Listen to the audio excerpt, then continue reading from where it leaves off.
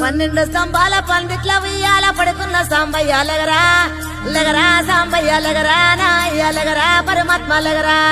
ఎన్నీళ్ళు సన్నీళ్ళు ఏకము చేసినము స్నానమాడంగా లగరా లగరా సాంబయ్య లగరా నాయ్య లగరా పరమాత్మ లగరా మల్లెలు మాలలో నీకోసం తెచ్చినము అలంకరించంగా లగరా